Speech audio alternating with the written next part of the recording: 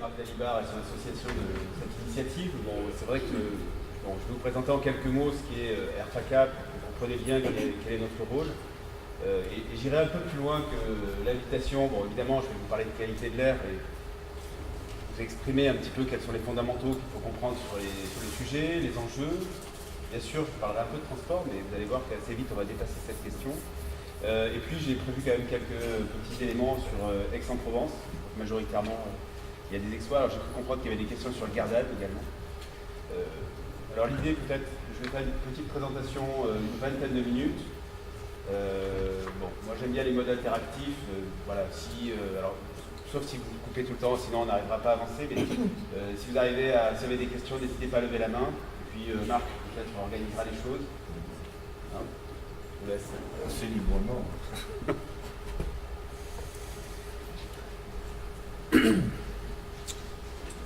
Bon, alors cette première planche, simplement pour nous présenter en tant que structure de surveillance de la qualité de l'air et d'information, pour préciser que le législateur en fait a fait un choix qui est un petit peu atypique, qui a été de créer des structures, de déléguer finalement ce métier, qui est un métier de service public, hein, ce qu'on appelle souvent d'intérêt général, à des structures associatives. Alors, c'est vrai qu'on dit que c'est atypique parce que souvent, la plupart des États membres européens, mais c'est vrai également dans le monde, ont délégué cela à des agences, peut-être plus connues, celle de l'agence EPA aux États-Unis, une agence indépendante importante.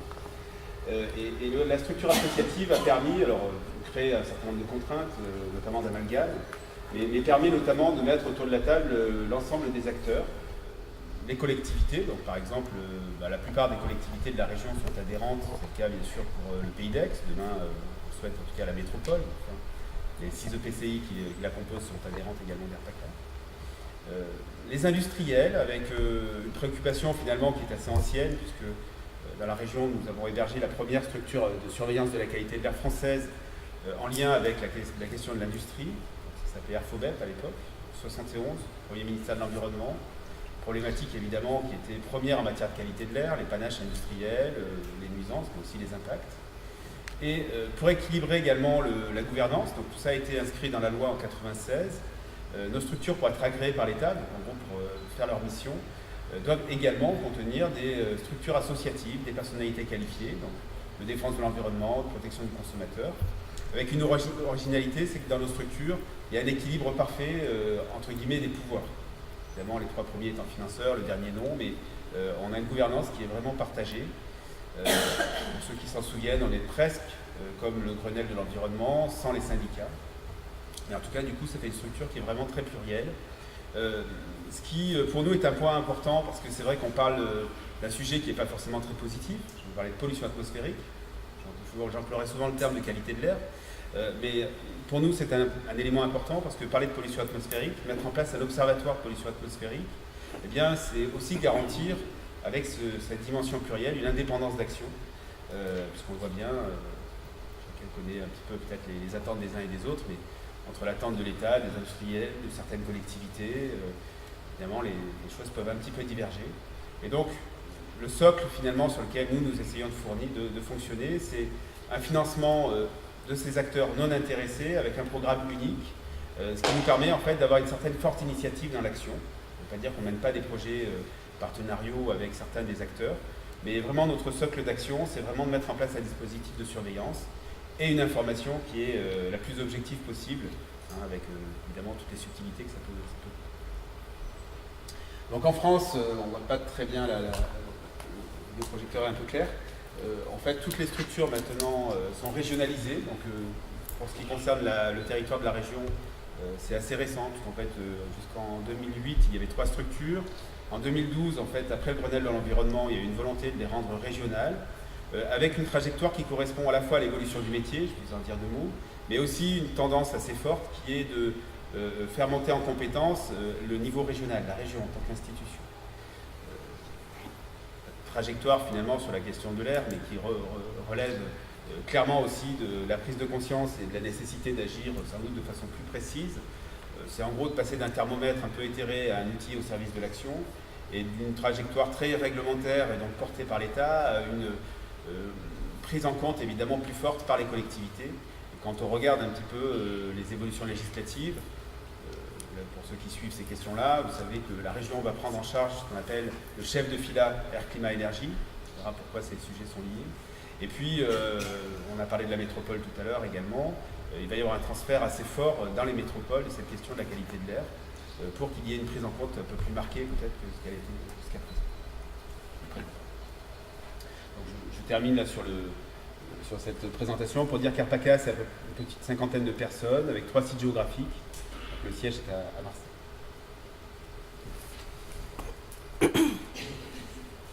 Alors pourquoi aujourd'hui parler d'air et finalement quelles sont les questions que nous devons nous poser aujourd'hui sur ce sujet? Pourquoi mettre un observatoire? Pourquoi cette information effectivement parfois un petit peu alarmiste, que vous mentionnez tout à l'heure?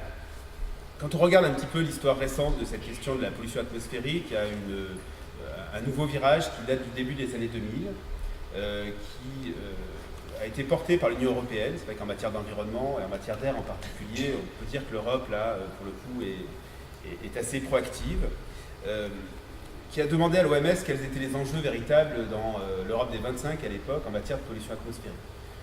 Tout le monde a en tête évidemment que la situation pour les industriels, si ce n'est sous contrôle, en tout cas il y a une évolution importante qui a été demandée avec une contrainte réglementaire qui est assez forte. Les véhicules d'aujourd'hui, évidemment, et en 2000 c'était déjà le cas, n'ont rien à voir avec la situation qu'il y avait 15 ou 20 ans avant. Et donc la question de l'Europe était assez simple, c'est en gros, est-ce que je continue à mettre une politique forte sur ce sujet ou est-ce que je mets l'accent sur d'autres secteurs?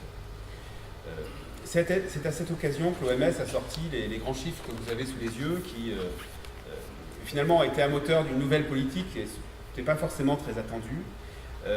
Qui mettent en évidence cette relation finalement assez forte, on va dire assez forte, entre la pollution atmosphérique et la santé, qui depuis d'ailleurs a été continuellement affinée. Donc la dernière étude qui concerne notre territoire et qui concernait Marseille en l'occurrence, s'appelle AFECOM. Donc si ça vous intéresse, n'hésitez pas à aller chercher cette information. Ils en ont fait un petit digeste qui est très accessible pour le grand public.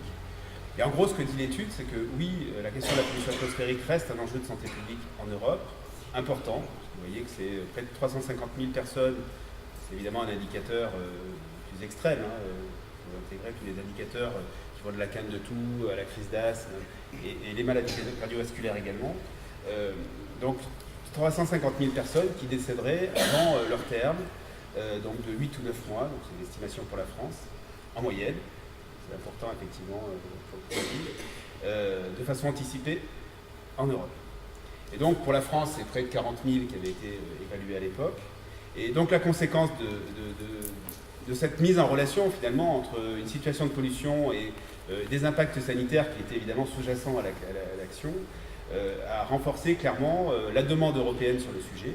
Et donc plutôt que d'abandonner cette question au profit d'autres sujets, elle a renforcé clairement sa politique avec une directive qui est la traduction complète de ce travail qui s'appelle la directive CAFE en 2008. Les choses administratives se mettent en place, avec à la fois des contraintes sur les États membres en termes de plan d'action, mais surtout pour la première fois pour l'Union européenne, la mise en place de valeurs contraignantes pour la qualité. Donc ces valeurs contraignantes, vous allez voir que souvent je vais y faire référence, ce ne sont pas des valeurs contraignantes qui permettent l'innocuité sanitaire, c'est pas forcément, parce qu'on est en dessous de ces seuils, pour les gens, la santé va être préservée. Non, il faut bien comprendre que les normes limites, telles qu'elles ont été définies, sont des normes qui sont un équilibre entre, bien sûr, l'entrée sanitaire, l'entrée économique et sociale. Et à titre d'exemple, un des polluants qui a fait l'objet d'une nouvelle réglementation qui concerne les particules les plus fines, on appelle les PM2,5, je vais un peu plus après. En Europe, on a fait le choix d'avoir une norme limite à 25, et dans le même temps, aux États-Unis, la discussion était de savoir si on passait de 15 à 14. Ce que je veux dire par là, c'est qu'une norme, c'est évidemment un équilibre. Il faut être bien conscient que c'est malheureusement pas une barre qui permet à chacun de respirer un air sain. Dans le prolongement de ces travaux, il y a eu beaucoup maintenant de publications aussi qui essayent d'évaluer l'impact économique de la pollution atmosphérique. Et donc il y a un travail du ministère de l'écologie et depuis l'Union européenne a repris aussi beaucoup ce travail qui a estimé le coût de l'impact sanitaire. On verra qu'évidemment il y a d'autres dimensions qui peuvent être intégrées à environ 20 à 30 milliards d'euros par an sur la santé des personnes, donc, un chiffre qui est assez substantiel.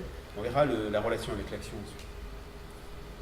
Un des sujets qui nous anime beaucoup en ce moment, qui est aussi la façon dont, en lien avec la pollution atmosphérique, les territoires sont perçus. On est dans une région éminemment touristique, y compris pour les résidents, évidemment, on met en avant la qualité de la vie, qui est un facteur d'attractivité évident. On se rend compte que cette question de la pollution atmosphérique, une situation qui est potentiellement dégradée, devient un frein, ou en tout cas, on constate effectivement qu'on a des demandes qui sont de plus en plus fortes et plus insistantes sur la connaissance. Ça peut être évidemment des choix individuels. L'autre volet qui est un petit peu anecdotique par rapport à cette discussion, mais on a par exemple des échanges en ce moment avec Euromed, vous savez, c'est le développement qu'il y a à Marseille, et eux nous disent, mais vous savez, la question de la pollution atmosphérique, c'est une question pour les fonds de pension. Quand ils viennent investir dans un secteur, ils ne veulent pas investir dans une zone qui est caractérisée comme mauvaise. Vous voyez que ça peut aller assez loin. Nous, c'est vrai que le socle de l'action, c'est l'entrée santé-environnement, qui est déjà assez mouvant, et la question de la pollution atmosphérique est vraiment en train de s'inviter finalement à toutes ces démarches de connaissance, d'image, et à la fin d'aménagement aussi. Dans les priorités, je vais vous parler évidemment un petit peu des polluants, des indicateurs, de la façon dont tout ça bouge. Vous ne retiendrez sans doute pas grand-chose, mais un des volets qui est sans doute le plus important dans les travaux du programme CAFE, c'est que ce qui a été mis en évidence, c'est que l'impact le plus important est lié aux matières solides qu'il y a dans l'atmosphère, les particules. Alors en France, évidemment, ça résonne assez fort parce que ça renvoie à une politique de du diesel, Calais, aujourd'hui on est plutôt en train de dépasser cette question. C'est vrai que l'impact sanitaire, il a été vraiment lié bien identifié en lien avec ces fameuses particules en suspension. Et aussi, on a commencé à entendre un nouveau son de cloche, c'est vrai qu'on parlait beaucoup de problèmes respiratoires. Avec ces particules, et en particulier les plus fines, on a commencé à parler des maladies cardiovasculaires. Et j'ai envie de dire qu'aujourd'hui, c'est presque le volet qui prend le pas. Bon, s'il y a des acteurs sanitaires, ils reprendront, mais ça, c'est quand même une évolution assez forte. Intuitivement, bon, c'est vrai, vous savez qu'il y avait un lien avec les allergies, avec l'asthme. Vous savez que ça a baissé le seuil de sensibilité. Sur l'asthme, on commence à comprendre apparemment que aussi c'est un facteur déclenchant. Pour ce qui concerne les particules, c'est vrai que ça va plus loin. Et puis l'autre question qui, je ne parlerai pas beaucoup de la santé après, mais je fais une parenthèse là, c'est évidemment les impacts à long terme. Et ça renvoie à des questions de connaissance, parce qu'aujourd'hui, on a plutôt une bonne connaissance, ce qu'on appelle épidémiologie, c'est-à-dire quand on met le lien entre pollution et impact sanitaire, on fait des études statistiques. Finalement, l'approche aujourd'hui qui est faite, elle est plutôt sur les impacts de court terme.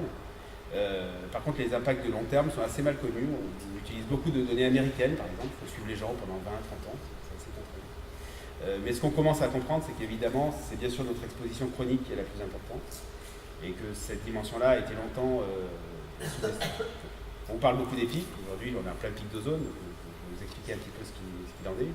Mais en réalité, le problème, il est vraiment l'exposition quotidienne, et évidemment le lieu d'habitation, le lieu de travail, l'exposition professionnelle.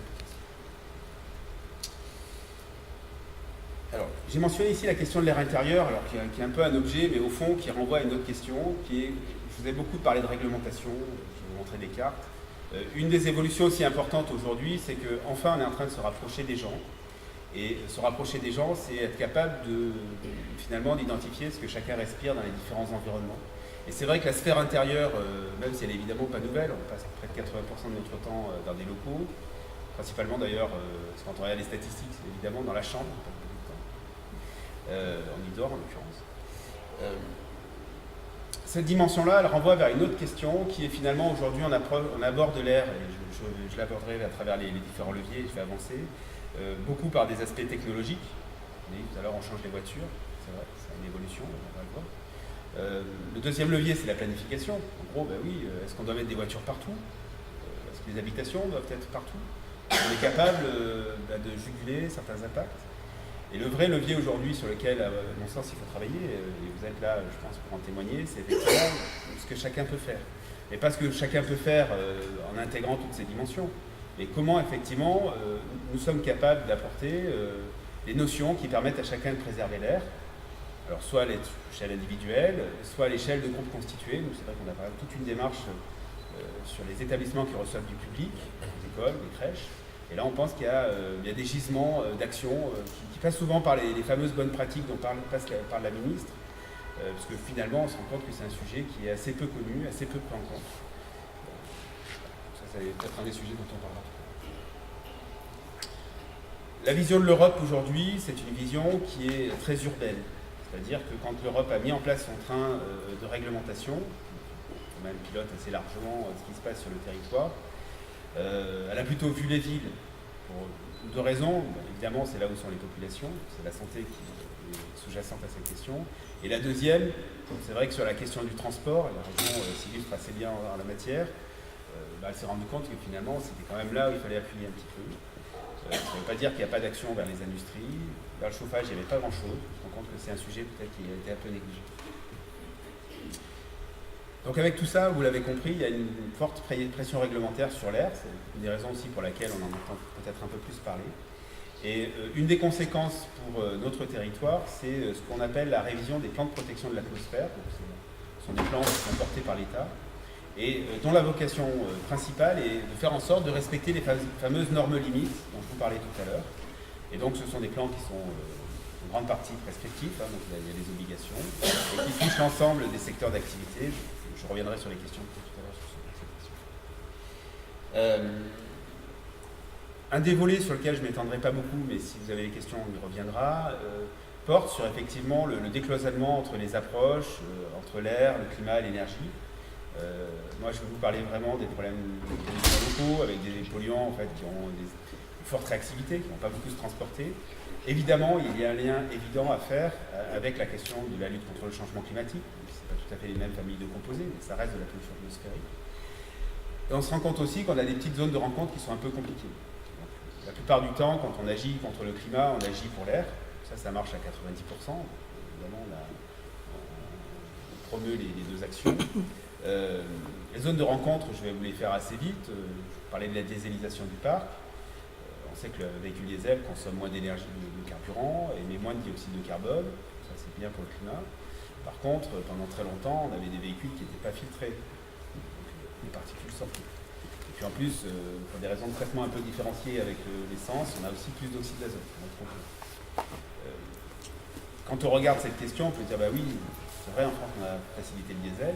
Au fond, l'État, jusqu'à peu, a finalement aussi favorisé largement ça.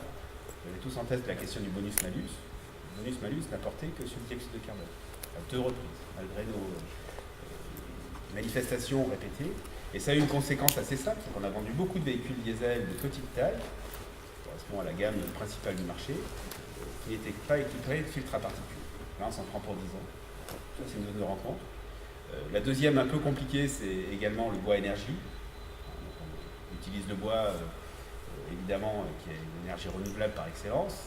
C'est près de 40 à 50% des particules dans l'atmosphère dans nos villes. La situation, c'est évidemment pas de ne pas être en opposition, mais on aurait souhaité que les choses soient mieux intégrées, peut-être un peu à l'image des véhicules, des critères d'aide, puisqu'il y a eu des aides publiques sur la matière, la question de la performance, qu'elle soit énergétique, mais aussi en termes d'émissions sur nos véhicules. Je vais passer vite là-dessus. L'air intérieur, évidemment, on est tous à se poser la question de savoir comment on économise les calories, RT 2012. Mais nous, on se rend compte que l'étanchéification dans la rénovation, malheureusement, les gens regardent s'il n'y a plus d'air, mais il y a un moment, il faut quand même que les gens continuent à respirer.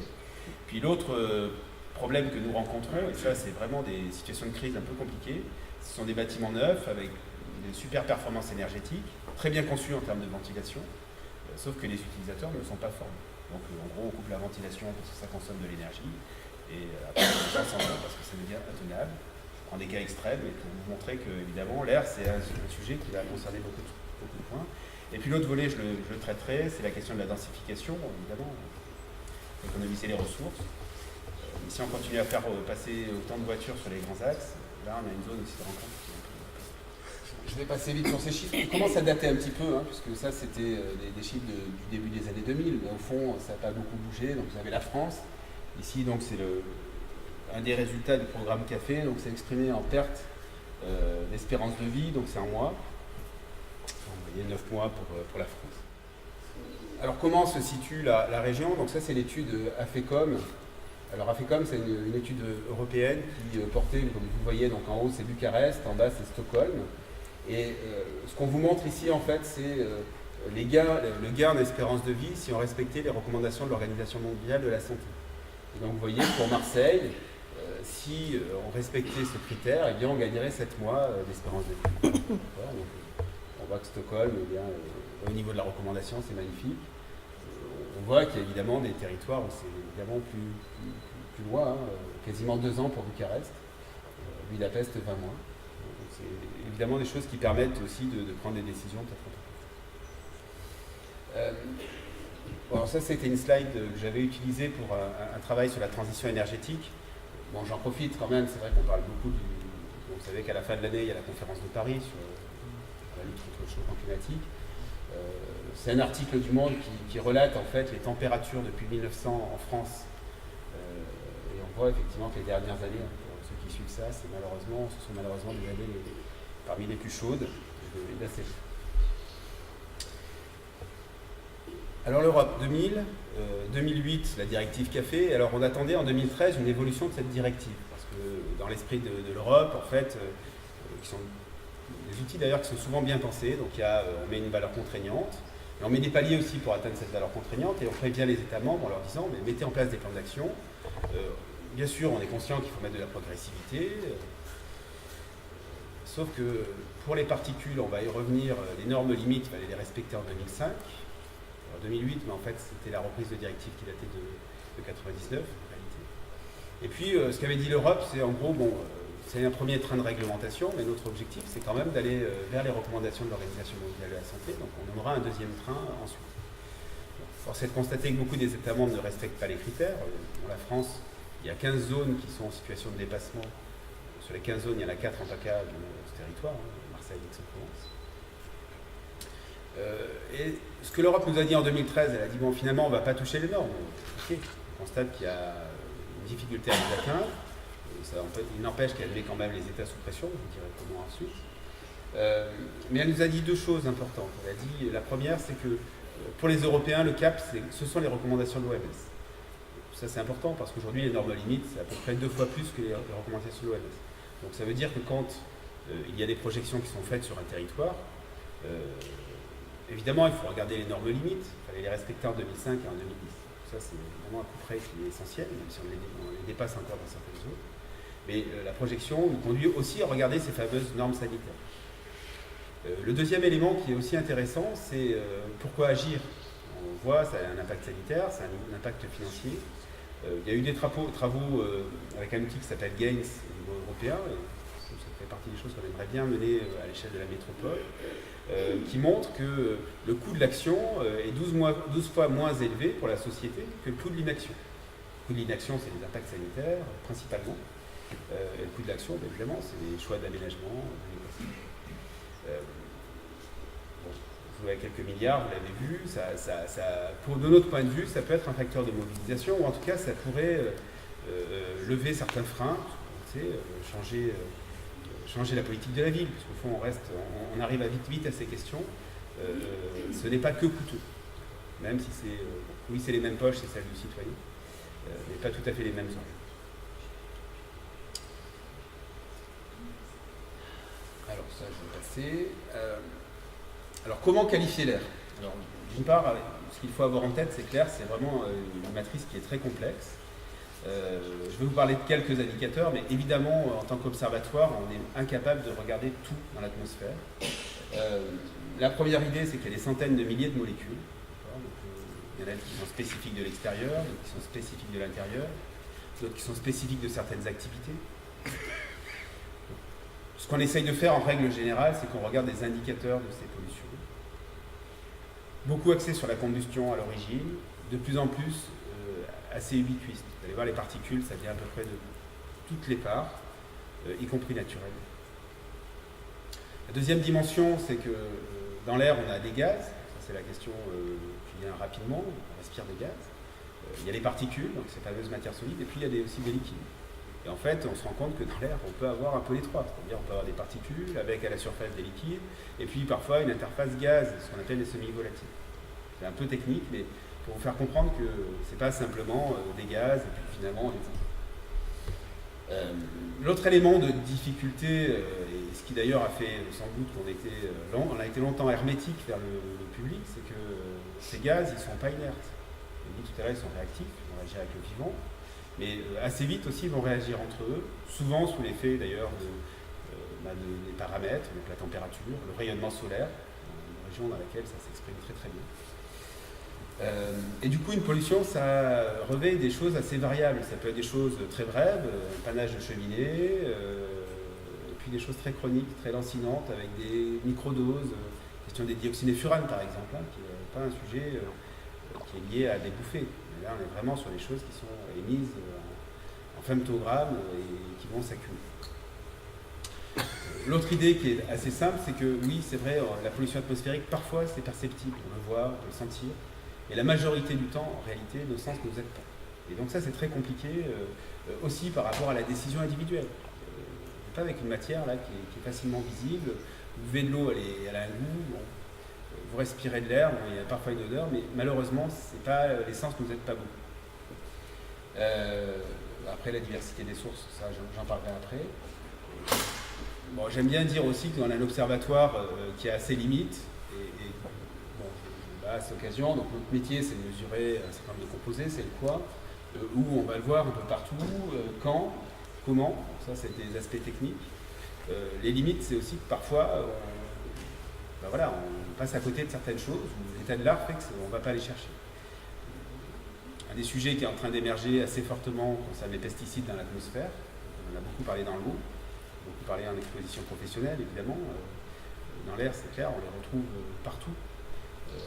Et si on regarde un petit peu la raison pour laquelle on ne s'en est pas occupé, c'est un peu accessoire, mais par contre, pourquoi on a pensé longtemps que ces composés on ne les retrouverait pas? Parce que les obligations de mise sur le marché de ces composés sont liées à des demi-vies en fait, qui sont testées en phase gaz, sauf que la plupart des composés maintenant qui sont de plus en plus lourds, en fait, ces molécules, en fait, très vite elles vont se coller aux particules, la fameuse matière solide.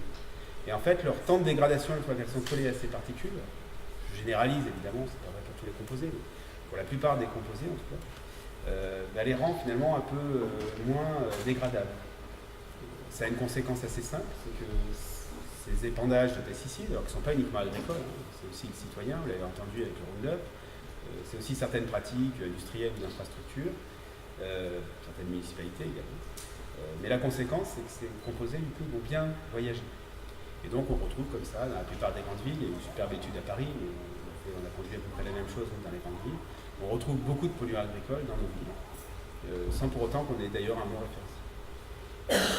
Ça c'est une chose qu'on commence à regarder. Un autre exemple que j'avais vécu personnellement à la fin des années 90, à Marseille, un quartier périurbain, pas extrêmement circulant, donc pas un problème de voiture, voilà. Donc, de notre point de vue finalement avec une situation qui était assez bonne.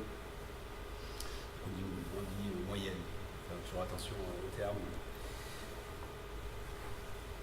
On fait des mesures expérimentales sur un composé.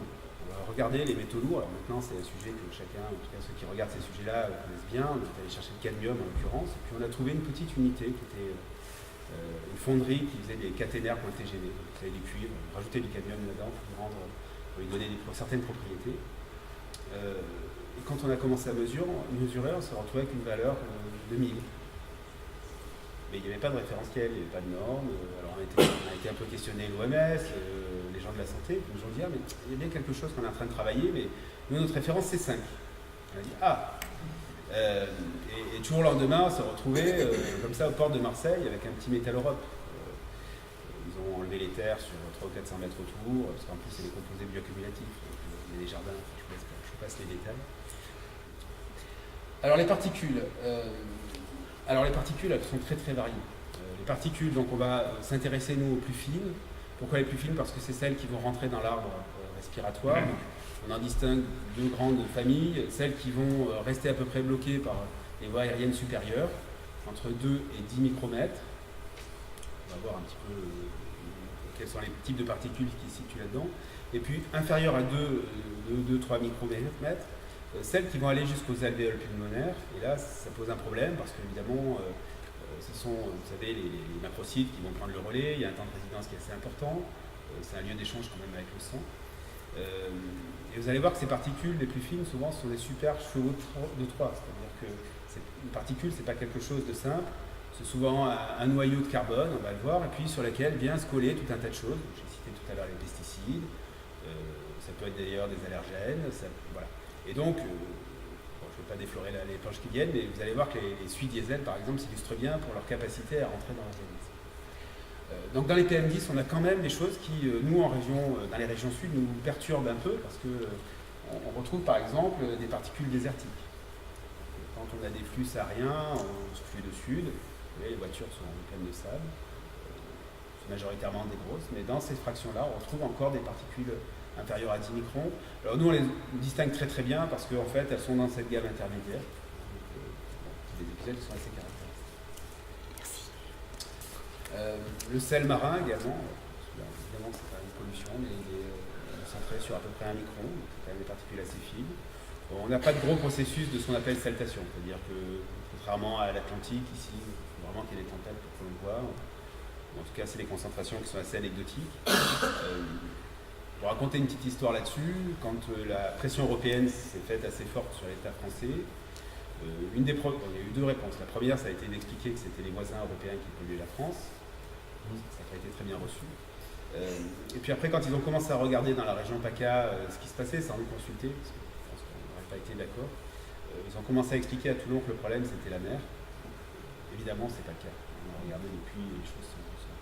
Même s'il y a une petite contribution du sel marin, elle reste au fond. On a, dans ces fameuses particules en suspension, on a encore des choses d'ordre biologique. Donc, bon, ici vous avez des choses assez jolies.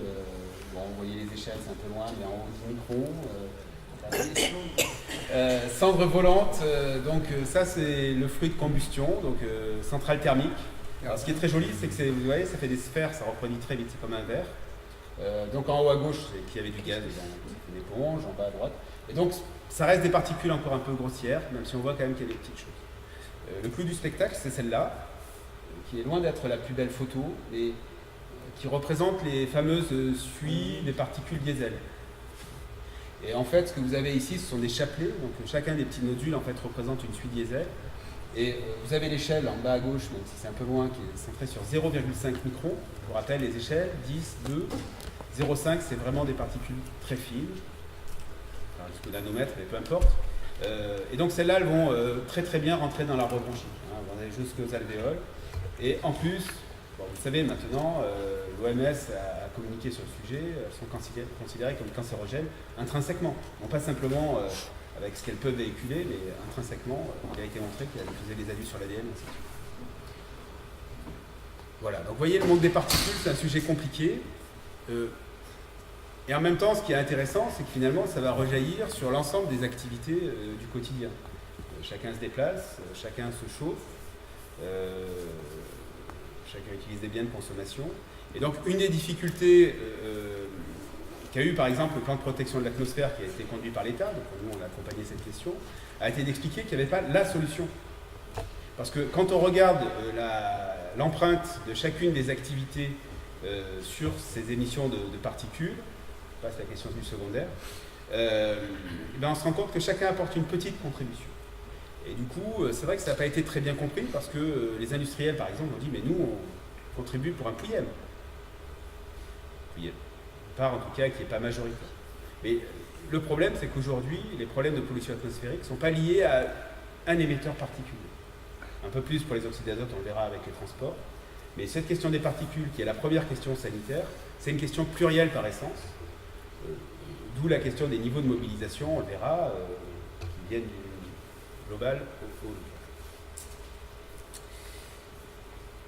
Ah ben, je ne me rappelais pas que j'avais cette planche, mais alors, pour ceux qui sont tout à fait au fond, je vais vous dire ce qui est écrit, mais peu importe, ce sont les courbes qu'il faut regarder. C'est une comparaison entre, en haut à gauche, Paris, à droite, Lyon, alors je n'ai pas pris Aix, mais ce serait la même chose, en bas à gauche, Nice et Marseille. Et donc c'est l'évolution des niveaux de particules PM10, un peu plus grossière, c'est celle sur lesquelles aujourd'hui il y a une pression réglementaire la plus forte, sur 5 ans, donc c'est une moyenne en fait par mois de la situation. Donc ce que vous voyez en fait de façon très simple, c'est que pour Paris et Lyon, on a une courbe dite en U, c'est-à-dire qu'on a des niveaux de particules qui sont plus importants l'hiver, pour deux raisons principales. La première, c'est que le chauffage domestique joue un rôle, bien entendu, et puis la deuxième, c'est que à Paris et Lyon, on a des stabilités qui sont bien plus fortes. Donc c'est vrai que l'équilibre pour l'air, c'est en gros des quantités de rejet dans l'atmosphère, et puis le brassage de l'atmosphère. On verra après que la rugosité joue un rôle également. Et puis quand on regarde un petit peu les études qui sortent et les publications, on dit toujours oui, mais Marseille, c'est plus pollué. Oui, en moyenne. Hein, parce que quand vous regardez les courbes de Nice et de Marseille, voilà, je savais que ça allait finir par craquer. Excusez-moi.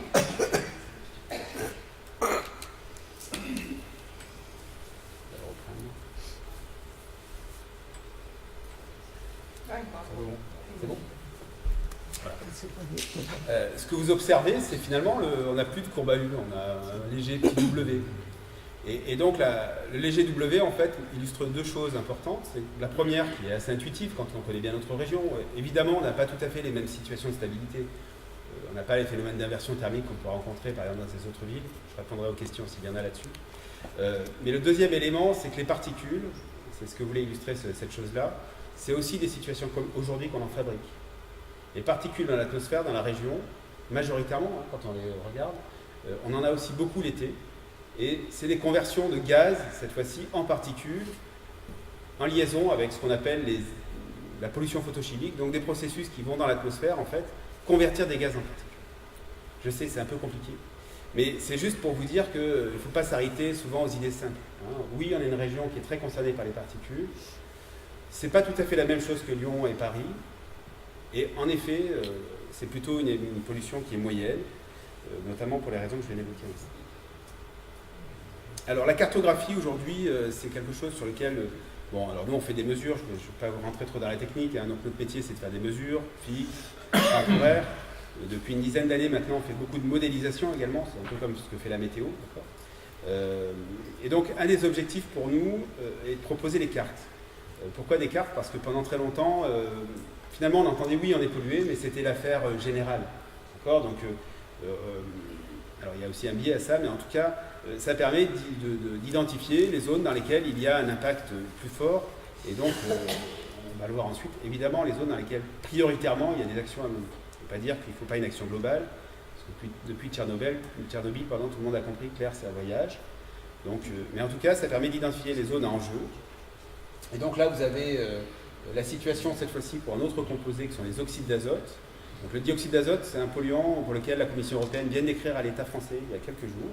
Donc c'est le deuxième contentieux qui est en train d'arriver, là, on le savait. C'est la deuxième norme limite qui a été posée par la directive café. L'échéance de respect de la norme limite, c'était 2010.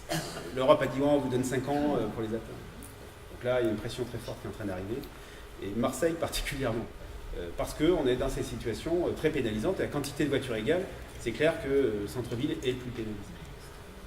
Or, bon, on a quand même encore un petit peu à travailler sur cette question dans la région. Voilà, ça c'est l'illustration un tout petit peu technique, mais voilà, hein, vous avez ces petites flèches là qui montrent la recirculation à l'échelle des fameux sulfones. Dans les outils qui sont à disposition pour ceux que ça intéresse, il y a aujourd'hui en ligne, bien sûr la situation, donc là il y a les cartes que je viens d'évoquer, les niveaux qui sont mesurés heure par heure. Donc dans notre agrément par exemple, l'État nous demande de mettre à disposition les données brutes. Ça nous heurtait un peu parce qu'il y a potentiellement des problèmes parfois sur les appareils. Et on le met à disposition du public. Hein. C'est accessible sur notre site, donc les stations d'Aix-en-Provence, de Gardanne par exemple, de Marseille. Tout ça est en ligne. Et ce que nous mettons également en ligne, c'est ce qu'on appelle les émissions. Donc, cette fois-ci, ce n'est pas ce qu'il y a dans l'atmosphère, la résultante des rejets qui se diluent, qui se transforment, si vous avez suivi. Mais les émissions, c'est la contribution des différents secteurs au rejet. Donc ça, c'est accessible à l'échelle communale. Donc pour chaque commune, en fait, vous avez accès à ces informations. La part de la voiture, la part du transport, la part du non-routier, l'industrie, le chauffage, ainsi de suite. Donc, ce sont des éléments d'analyse. Alors, c'est vrai que ça cible plutôt les collectivités, mais ça permet aussi de comprendre sur son territoire combien on pèse par rapport à notre territoire, et à l'échelle communale, finalement, quels sont les enjeux, hein, donc, si c'est la voiture ou l'autre. Je vais passer vite là-dessus. Donc, je vous ai dit qu'on avait des outils de modélisation. Donc, on a beaucoup travaillé sur ce territoire.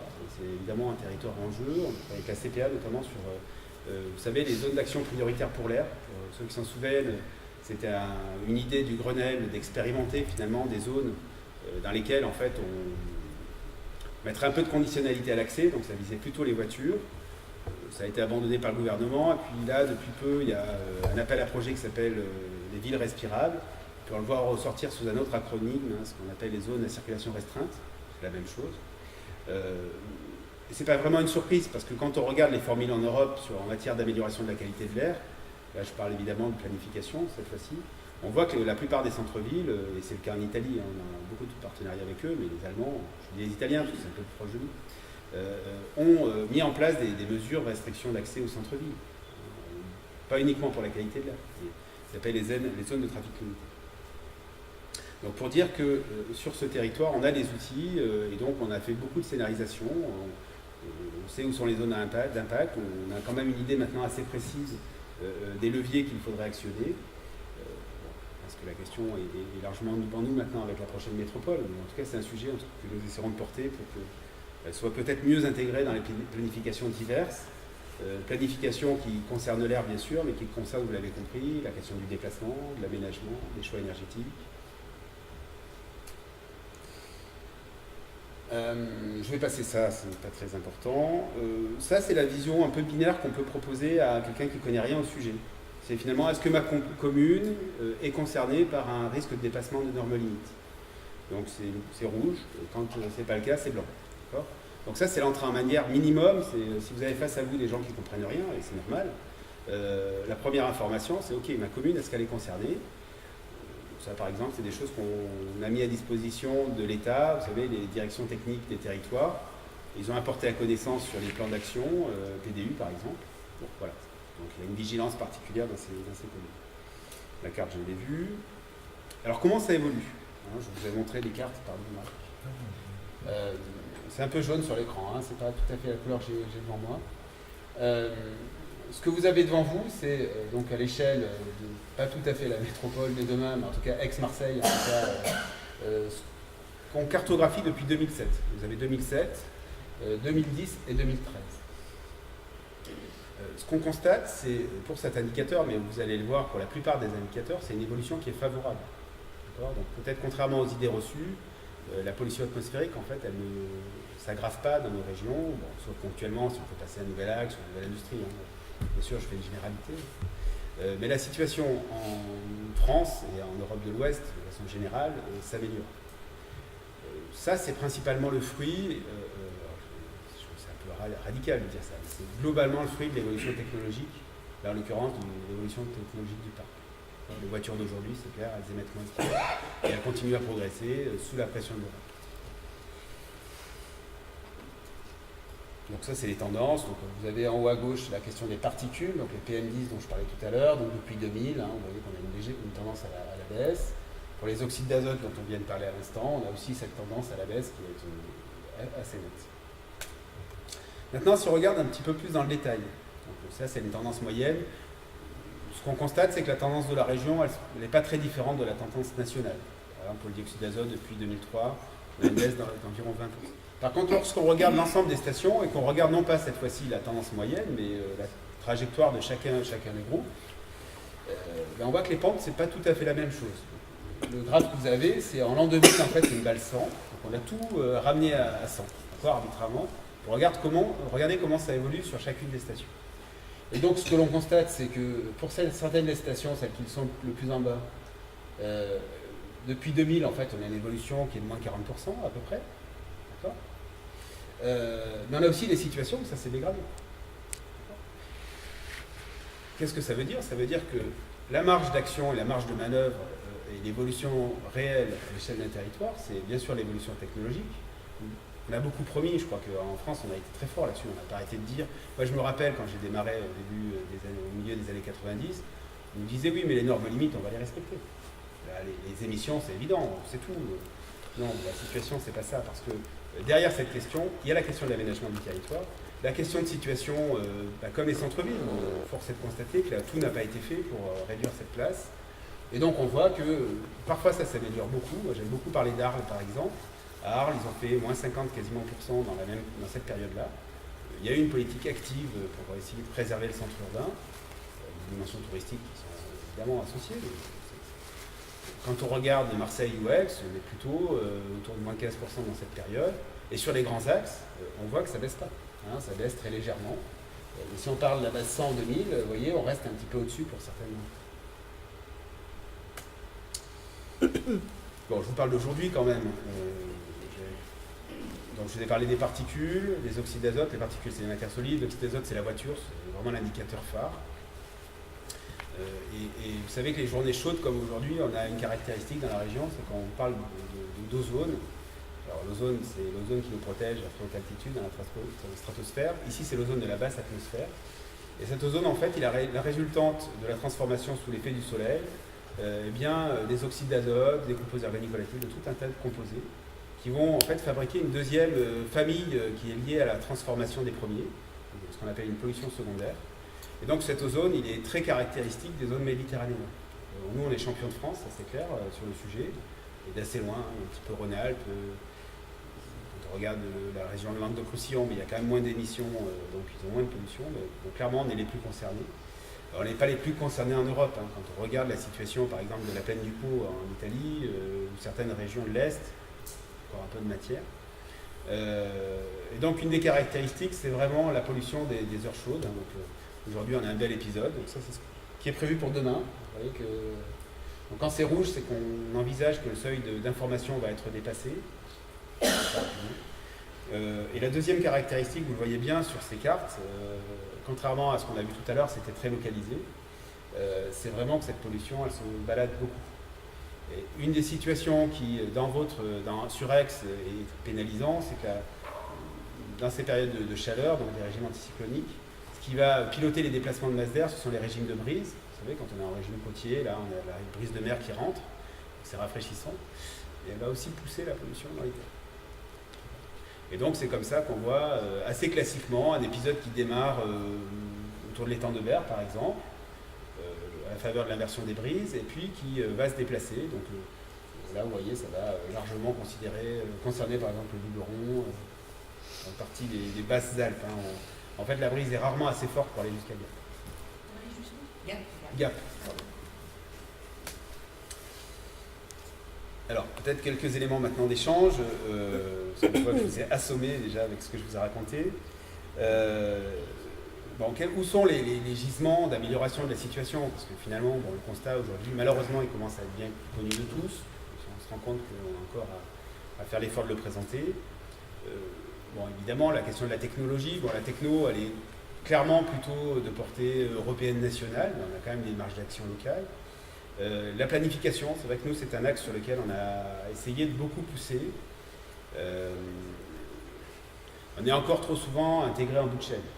Donc, oui, aujourd'hui tous les plans, un plan de déplacement urbain, il doit montrer qu'il conduit à une amélioration de la situation.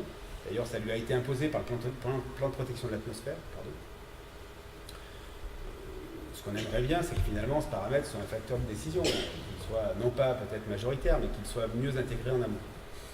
Je me souviens d'une présentation que j'avais faite dans les Alpes avec des collègues suisses, puis j'avais un peu expliqué que finalement la pollution atmosphérique c'était un peu la résultante de nos politiques. On m'a dit non, c'est pas comme ça qu'il faut voir les choses.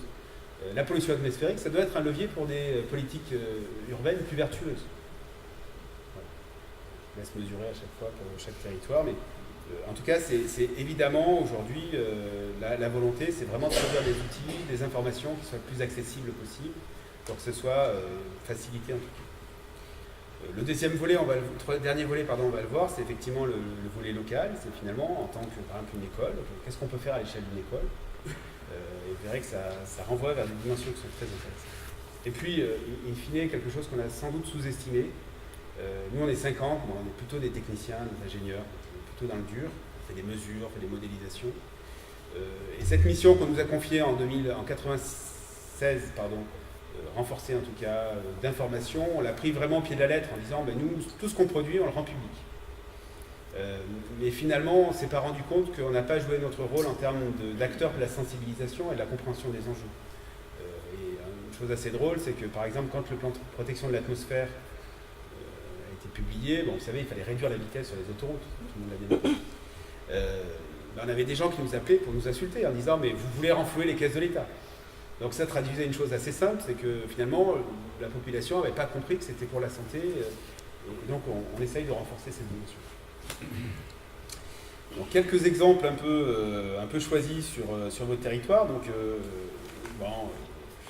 sujet qu'on a un peu rattrapé là, qui est un collège donc dans le centre d'Aix-en-Provence, vous connaissez tous j'imagine, le collège minier. Sur lequel il y avait un projet d'extension du parking souterrain. Il se trouve que les vents du parking, c'était la cour du collège. Jusque là, ça avait chauffé personne. Donc on a fait des mesures, on a vu que c'était pas terrible. Bon. Il y avait quand même eu des choses, il y a eu des simulations, je vous passe les détails. Donc il y a eu un gros travail de fait, clairement. Et puis, le jour au lendemain, ils ont mis des cheminées. Alors là, du coup, tous les riverains se sont inquiétés. Évidemment, on rendait visible un problème qui était déjà. Il y a la question du bord des autoroutes. Voilà, donc ça, c'est ce qu'on observe autour d'une autoroute, assez classique. Donc c'est Montélimar, mais c'est complètement clonable la situation ici. Donc, on voit que l'influence, c'est à peu près jusqu'à 300 mètres. L'influence la plus forte, c'est quand même les 100 premiers mètres. D'accord, quand même une décroissance qui est assez forte. Ça, c'est une situation sans bâti. Le bâti, ça complique un peu. Ça, c'est juste un truc qu'on avait fait avec les cartes 13 pour illustrer le fait que oui, un bus, ça pollue plus au niveau individuel, mais quand on prend les taux de remplissage, y compris sur Aix-Marseille, et surtout maintenant, ça marche très très bien, évidemment, la situation est sans commune mesure, donc prenez les transports collectifs. Une carte un peu plus précise du centre d'Aix. Donc là, vous allez vous situer, je ne vais pas vous faire la fraude, vous montrer où vous êtes. Les choses intéressantes quand même sur Aix, c'est évidemment la situation du centre-ville. Centre urbain, quasiment piétonné partout. Donc on voit bien le tour de ville. Et là, on est sur quelque chose qui est aussi une grande évidence, c'est la place des autoroutes. C'est vrai que là, ces grands axes structurants qui coupent Aix, qui ne coupent pas Aix, mais ce quartier avec le centre-ville. Ce sont des facteurs, vous voyez, de pollution importante.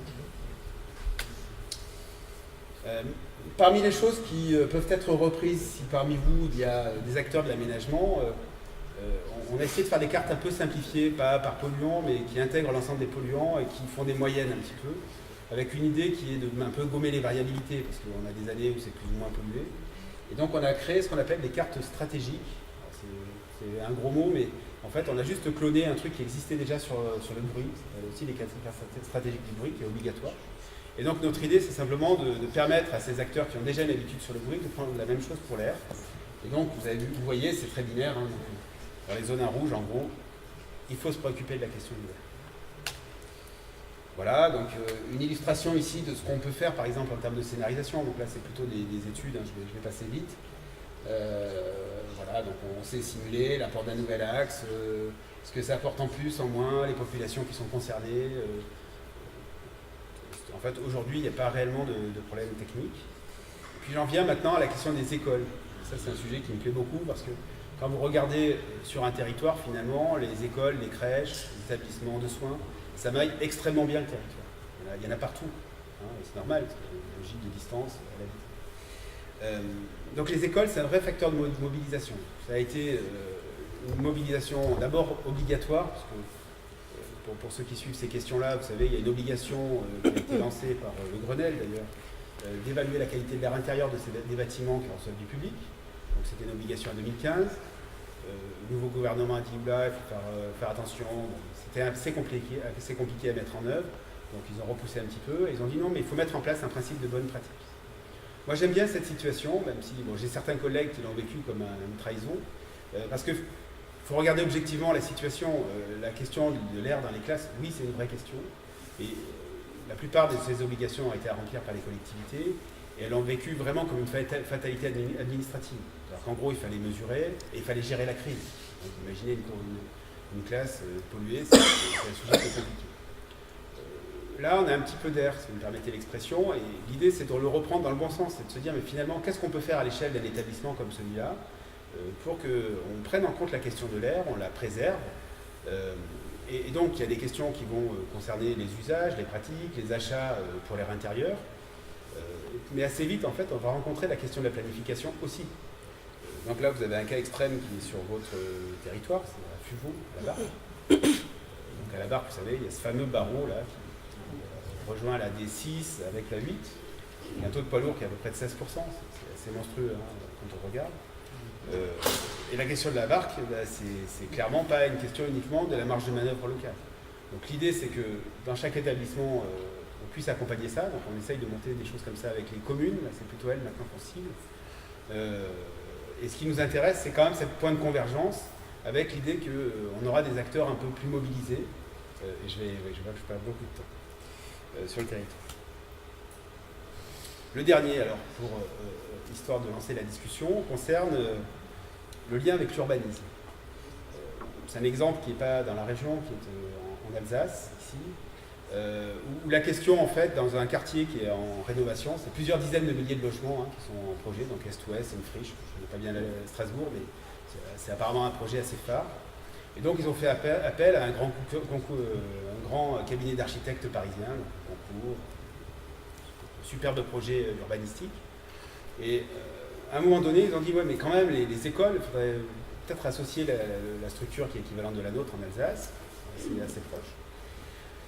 Et donc, en fait, la situation, elle était assez simple pour les urbanistes. Il fallait la mettre près de l'axe central, parce que près de l'axe central, ça permettait de faire le lien avec le quartier qui était à côté, qui était existant. Il y a tout un tas de dimensions qui m'échappent, tout à fait louable. Et mes collègues ont dit non, là, l'école, vous n'allez pas la mettre là, il y a 50 000 véhicules jour, c'est pollué, il faut la déplacer. Bon, ils n'ont pas eu gain de cause, donc l'école est restée près de la route. Et puis après, ils se sont dit, mais finalement, ok, voyons comment on peut composer avec cette situation. C'est une école qui va être construite, on n'est pas en train de gérer un passif. Et donc, école près de la route, ils se sont dit, bon, ben, si on joue un peu sur l'architecture, cette fois-ci, du bâtiment, ils l'ont monté d'un étage. Donc, en la montant d'un étage, en fait, ils se sont rendus compte que la cour de l'école, s'ils la mettaient derrière, ce qui était déjà acquis précédemment, eh bien, passait en dessous des seuils. C'est-à-dire que tout était bien, mais on passait en dessous des seuils. Puis ils se sont dit, mais quand même, bon ok, c'est bien pour la cour d'école, mais en même temps, les enfants, ils sont 6 ou 7 heures dans les classes. Est-ce qu'on peut avoir une action pour l'air des classes? Et donc ils se sont dit, plutôt que de prélever l'air, c'est un bâtiment moderne, hein, c'est sans doute un double flux, donc on va aller prélever l'air du côté où c'est le moins pollué. Et ils ont proposé, et j'ai toujours pas le fin mot de l'histoire, aussi que l'air soit traité. Donc ce que ça veut dire, c'est que on n'est pas dans des oppositions systématiques, y compris dans des situations qui paraissent incongrues. La créer une école près d'un gros axe, on se dit c'est quand même pas la panacée. Voilà. Donc, il y a des compromis qui peuvent être faits, même si, encore une fois, le déplacement était sans doute le bon. Voilà. Je vais arrêter avec ces 2 dernières slides, vous dire que, je l'avais promis au début, je dis qu'il y avait un petit conflit avec la densification. Ce qu'on voit, en fait, la trajectoire qu'on est en train de constater dans les villes, c'est que oui, il y a moins de voitures dans les quartiers, et c'est bien, hein, c'est un espace qui est en train d'être réapproprié. Et donc ces voitures, on les renvoie sur les grands axes. Et dans le même temps, on nous explique qu'il faut densifier, et que cette densification se fait prioritairement autour des grands axes. C'est pareil, pour d'autres dimensions. Nous on dit, attention, il faut qu'on ait évidemment une vigilance particulière. Et donc ça renvoie à des autres dimensions que sont le transport collectif, les modes actifs. Et donc, et oui, peut-être qu'on a un peu trop de voitures encore dans les centres-villes, même si la trajectoire est positive, mais ça, je pense que c'est encore assez durable. Voilà, je vais passer très vite là-dessus pour vous dire que nous avons un site internet, hein, donc, pour tout ce que je ne vous aurais pas dit, www.rpaka.org. Merci de votre attention. Je vous ai assommé.